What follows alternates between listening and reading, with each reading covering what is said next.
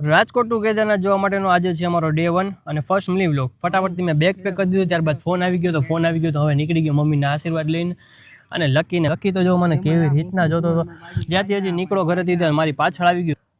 હવે અમને બધાને મૂકવા આવવાના હતા અમારા ઉદયભાઈ, અમારા વત્સલભાઈ ને અમારા ઓમભાઈ. પછી અમે નીકળી ગયા ફટાફટથી ગ્રીનલેન્ડ ચોકડી જવા માટે, કેમ કે અમારી બસ બુક હતી નહીં. અમને ફટાફટથી બસ મળી, ત્યારબાદ અમે પેમેન્ટ કલેક્ટ કરીને ફટાફટથી પેમેન્ટ કર્યું અને પછી અમે બધા સૂઈ ગયા ની રાતે.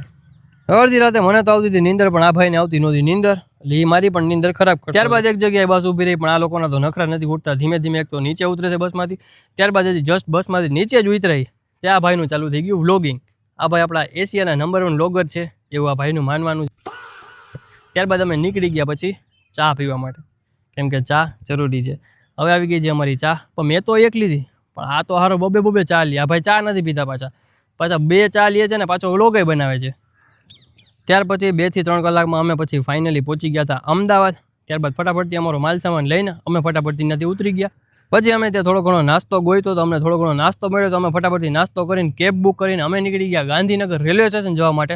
ત્યાં પણ આ લોકો જો મસ્ત ફાકી બનાવે છે. ભાઈ આપણા રાજકોટીને ગમે ને જાય ભાઈ, ફાકી તો પહેલાં જોશે. પછી અમે પહોંચી ગયા પેલેડિયમ મોલ, જે અમદાવાદનું સૌથી ફેમસ હતું. પણ આપણા વ્લોગર ભાઈ છે ને, જો વચ્ચે ગમે નથી કેમેરા નાખે પાછો, તો એમ કે મારે સ્નેપ મૂકવી છે, પછી ચાલુ કરી દીધું સ્નેપનું. પછી મસ્ત એવું અમદાવાદથી ગાંધીનગરનું વ્યૂ જોઈને અમે ફાઇનલી પહોંચી ગયા ગાંધીનગર રેલવે સ્ટેશન.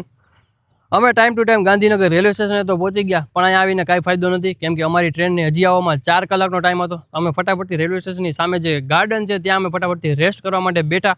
અહીંયા બેઠા મને એમ થયું કે હવે આ વ્લોગને અહીંયા સમાપ્ત કરીએ. આવા ને આવા વ્લોગ જોવા માટે ફટાફટથી આ પેજને ફોલો કરી નાખજો અને એકવાર કમેન્ટમાં લખતા જજો હર હર મહાદેવ.